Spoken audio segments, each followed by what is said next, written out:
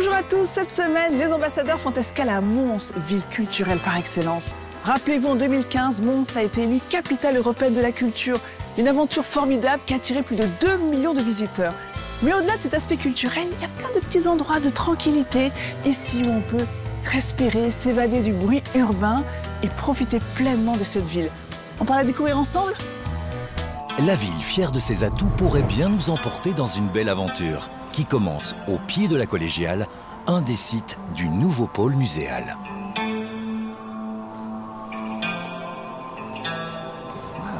Bonjour Alexandre. Bonjour. On est accueillis par plein d'œuvres d'art. Alors c'est quoi exactement l'Artothèque? Alors l'Artothèque, c'est le centre de conservation des collections montoises. Donc c'est ici qu'on stocke et qu'on entrepose toutes les collections et tout le patrimoine montois. Mais il vient d'où? Qui donne toutes ces œuvres? Il y a des œuvres qui ont été achetées par la ville de Mons au fil des années. Il y a des œuvres qui ont été données par des personnes privées. Puis quand on arrive aussi, ce bâtiment, il est magnifique. Hein? Oui, on se trouve dans l'ancienne chapelle des Ursulines. C'est un bâtiment chargé d'histoire à 2 pas de la gare de Mons. Là, en tout cas, cette pièce-là, on ne sait plus où donner de la tête. Oui, tout à fait. Et encore, c'est très impressionnant, mais c'est une infime partie de nos collections.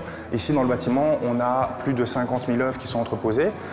On parle de tableaux, de sculptures. On a vraiment tout le patrimoine montois qui est condensé ici. Même des objets du quotidien? Oui, tout à fait. On a, je peux montrer ici dans un tiroir, des culottes, par exemple. Ah oui?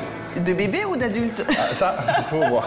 Et comment ça se passe les visites à l'Artothèque? Est-ce qu'il faut donc forcément passer par un guide comme vous, Alexandre? Alors, on peut passer par un guide, mais là, ça donne accès aux réserves. Et si pas au quotidien, vous pouvez venir ici dans la salle d'exposition et avoir accès aux tables tactiles où vous avez toutes les informations sur l'exposition. Par exemple, si on sélectionne découverte de l'exposition de l'Artothèque et que je sélectionne la grande ligne blanche ici, après, j'ai tous les tableaux qui se trouvent devant moi. Et donc, par exemple, si je sélectionne celui-ci 2 fois, je vais avoir le cartel complet de l'œuvre.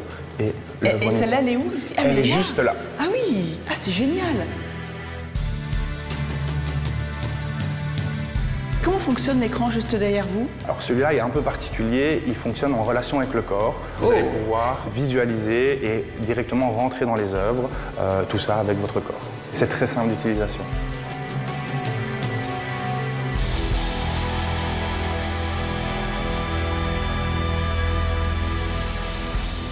Aujourd'hui, les 3 bons plans de Nathalie rivalisent d'idées et de charme. Il s'agit de trouver un logement à votre goût. Alors, l'église désacralisée? Ou bien l'auberge de jeunesse? Ou encore l'appel de la nature? À vous de choisir. Bonjour, bienvenue au Martin's Dream Hotel. Je m'appelle Heidi et je vais vous faire visiter nos chambres. Je vous propose de découvrir une de nos chambres typiques. La particularité de cette chambre, c'est que nous sommes dans une ancienne chapelle, donc vous pouvez apercevoir des fenêtres en ogive qui datent du 19e siècle, dans un style néo-gothique, qui a été désacralisé dans les années 60 et qui est devenu un hôtel en 2013. Notre 3e étage, qui est consacré à des chambres sur des thèmes belges. On a par exemple Manneken Pis, le Canard de Binche, Magritte ou encore notre plus grande suite, la 5 Sens. Ce sont également des chambres avec des fenêtres de l'ancienne église, mais qui sont toutes sur un thème belge en particulier. Bienvenue à l'auberge de jeunesse du Beffroi. Je m'appelle Kevin et je suis animateur réceptionniste et je vais vous montrer nos chambres.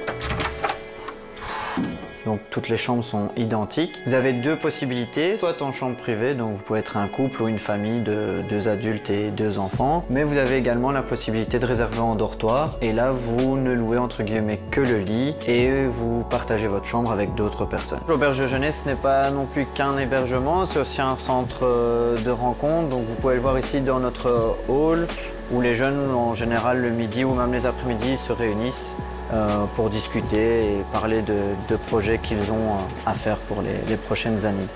Je vous invite à me suivre pour la visite de nos logements insolites. Je vais vous emmener visiter le logement qui s'appelle l'Arbre. On est à 6,50 m de hauteur. L'escalier central se situe dans le tronc de la symbolique de l'arbre. Et la particularité évidemment de l'ensemble des loges, c'est qu'ils sont dans la nature. On est vraiment à côté du bois d'Anon. On a des arbres centenaires, des chênes, des hêtres, la faune, on a des animaux qui viennent ici à côté. Ces lodges sont vraiment orientés chaque fois pour avoir et bénéficier d'une belle vue sur ce bois. Et là, celui-ci, quand je l'ai fait, je me suis dit, tiens, je suis un écrivain et je viens m'installer face à la nature. Chaque fois que je faisais un lodge à nouveau. Il y a une sorte de scénographie dans laquelle on se plonge pour faire le concept du projet, quoi.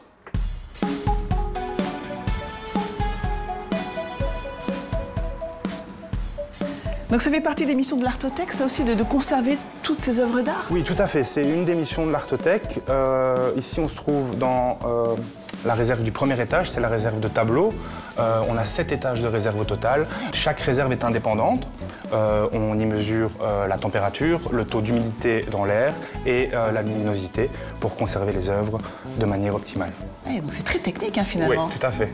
Ici, on a envie de découvrir comme moi l'envers du décor. Comment ça se passe d'ailleurs? Faut venir lors des visites guidées qui sont organisées une fois tous les 2 mois. Forcément, on est accompagné d'un guide, là. Oui, forcément.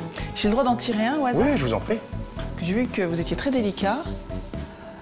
Je vais prendre celui-là parce que le cadre est bien épais. Oula, alors là, il y a un trou. Bah, ça tombe bien parce que juste après, je vous emmène rencontrer une personne ici à l'Artothèque qui prend soin des œuvres d'art, qui les répare.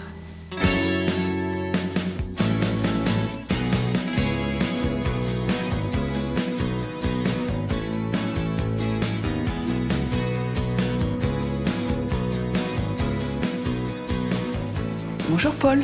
Bonjour. Vous travaillez sur quoi là? Alors, je travaille sur un portrait du 16e qui a subi plusieurs dégâts dans le temps, dont notamment il a été très repeint, il avait été doublé. Doublé, ça veut dire qu'on avait collé une toile à l'arrière, il avait plein de déchirures. Je crois que vous avez vu des tableaux en bas avec des trous. Et bien ici, on rebouche le trou. Ça s'appelle une lacune du support. Et donc, je suis en train de rajouter un morceau de toile avec différents échantillons de toile. J'ai retrouvé une toile de trame assez similaire. On est en toile de lin, donc j'ai remis une toile de lin. Ce tableau-là, il avait été chipoté avant, puisqu'il a été repeint à une époque où c'était vraisemblablement une intervention 19e, une époque où c'était plutôt des artistes qui restauraient. Maintenant, on est plus dans une époque après la Deuxième Guerre mondiale où les restaurateurs ont été formés avec une étude, plutôt un rôle scientifique. Et donc, on doit aussi être humble et se dire qu'un jour ou l'autre, on devra peut-être enlever nos restaurations. Quand on voit un tableau comme celui qui est juste derrière vous, qui semble complètement restauré, donc là, il en a pour quoi? Combien d'années? Ouais, celui-ci, c'est un tableau qui a fait l'objet d'un gros traitement. On avait un tableau qui était en très mauvais état. Logiquement, quand on a fait une restauration complète, s'il est dans des bonnes conditions de conservation, on en fait une par siècle. Ouais. Alors, mon petit doigt me dit qu'ici se trouvent des ateliers d'artistes. L'un d'entre eux, installé ici, a fortement contribué à la renommée culturelle de Mons. On va le rencontrer ensemble.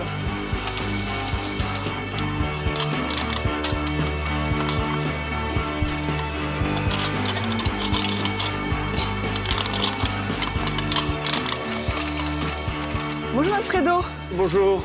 Waouh! Mais ça me rappelle le chœur à l'entrée de la ville. Exactement.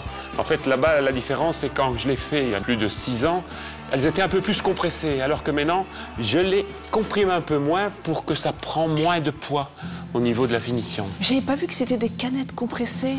Quand je promenais dans les rues, je voyais des canettes écrasées comme des feuilles de cigarettes, et c'était les voitures qui avaient passé dessus, c'était des taches de couleur.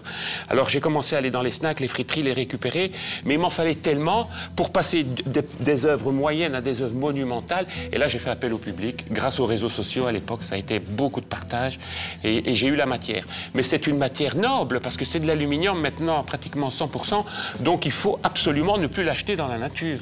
On l'a déjà utilisé en art, mais pas de cette façon-là. Moi, je fais du façonnage. J'arrive à faire des formes, je sais faire tourner la canette, je fais des visages.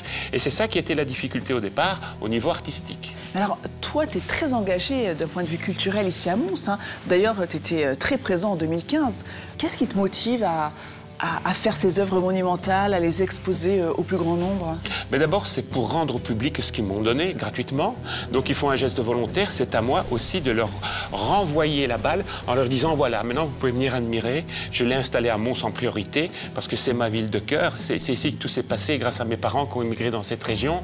J'ai jamais arrêté de penser que l'art dans l'espace public devait être fait en communauté. Et justement, je suis pas un artiste qui va aller dans les fonderies, qui va tordre des grandes tôles en métal. total, moi, j'essaie de consommer le moins d'énergie possible. Et comme cette canette a déjà été fabriquée, qu'elle a été consommée, pourquoi pas essayer de l'utiliser? Donc, c'est un concept nouveau que j'ai dû mettre au point au niveau technique. Maintenant, j'en suis fier parce qu'on peut l'exposer dans l'espace public en toute sécurité. Bah écoute, moi j'ai très envie de participer à cette œuvre. Regarde, j'ai bu une petite bière ce matin. Ah ben ça réchauffe, hein, il ne fait pas encore chaud. Allez. Elle est compressée déjà. Hein. Sache qu'elle va faire partie des 100 000 canettes que j'ai déjà recyclées. Parce que je suis fière. Je viendrai essayer de la repérer. Hein, sur tes Ok, œuvres ça d'art. marche. Merci Alfredo. Et voilà. Et quand on aime, on ne compte pas. Telle est la devise d'Alfredo, responsable de 2 galeries d'art, excusez du peu, dans le centre de sa ville. L'art contemporain s'y expose. 2 galeries ouvertes seulement le week-end, c'est le lieu idéal pour sentir l'art d'une époque. Mons n'a vraiment pas usurpé son titre de capitale culturelle wallonne. Rendez-vous compte, sur son territoire, on ne compte plus les lieux ouverts aux différents publics ou qui rassemblent les publics. C'est leur objectif finalement. Alors si on veut se promener sur Mars, tout en restant à Mons, c'est tout à fait possible, Philippe. Tout à fait. Mars, c'est l'abréviation de Mons Art de la Seine. Et nous gérons donc l'ensemble des salles de spectacle ici à la ville de Mons. Donc c'est une balade culturelle. Exactement. À travers différents lieux. Voilà. Et on est ici, entre nous, on l'appelle le kilomètre culturel. C'est l'axe que nous sommes en train d'emprunter. Cet axe, il commence un peu derrière nous sur la Grand Place, où il y a le lieu historique de la culture montoise, qui est le Théâtre Royal de Mons, qui est un théâtre qui a été construit au milieu du 19e siècle. Alors ici, on arrive dans un des lieux gérés par Mars, c'est la Petite Maison Folie, qui est un lieu plutôt dédicacé au projet des associations montoises.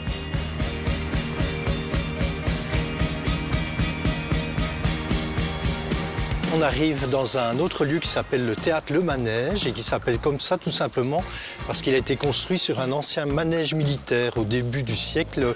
Le théâtre a été construit en 2006. Il y a une salle de 560 places mais qu'on peut aussi utiliser en formule debout. Quand on est assis, c'est souvent pour du théâtre, de la danse, etc. Et debout, on y organise pas mal de concerts.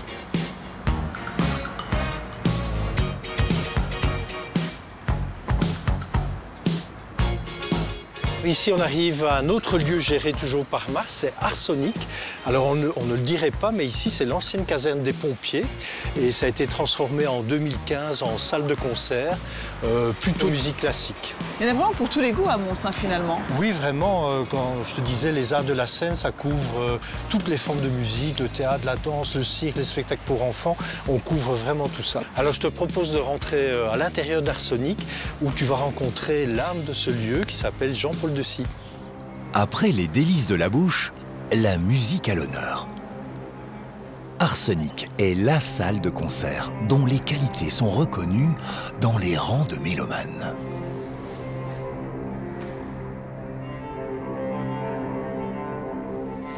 Ah, j'entends de la musique. À mon avis, ça doit être Jean-Paul.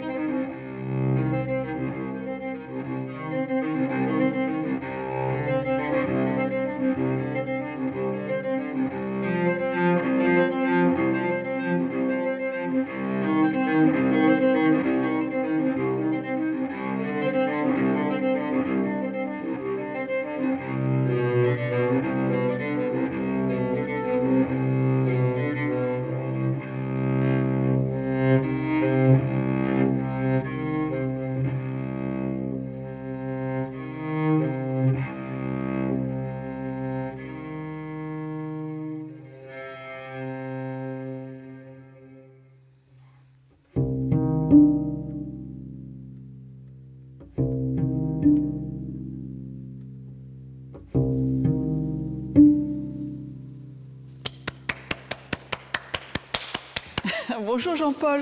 Bonjour Nathalie. C'est relaxant, c'est beau. Merci, intervenir. merci. Vous avez joué quoi comme morceau là? Alors c'est un morceau qui s'appelle Hommage et voilà, c'est un morceau que j'ai composé. Le violoncelle a ceci de particulier qu'il s'adresse à notre âme. Et donc quand je joue du violoncelle, j'ai l'impression que je ne suis pas tout seul, et particulièrement dans cette salle ici. Et une acoustique incroyable. Incroyable. On est enveloppé bien. en fait, c'est un bel écrin. Oui, exactement. En fait, ce lieu, je rêvais que ce soit un grand instrument de musique dans lequel chaque mélomane, chaque personne qui entre ici, se sente à l'intérieur même de cet instrument. Philippe m'a confié que vous étiez le concepteur et le programmateur de cette salle arsonique. Oui. C'est un peu mon bébé, c'est vrai. Pendant des années, je l'ai rêvé. Et puis quand il s'est ouvert, alors j'ai vu que mon rêve, en fait, il correspondait à beaucoup d'attentes. On a un public très fidèle, très nombreux. Tous les artistes qui viennent ici pour donner à entendre le meilleur d'eux-mêmes sont heureux ici. C'est la magie de cette salle, c'est qu'elle apporte quelque chose qui est un peu de l'ordre du miracle. Je vais m'asseoir.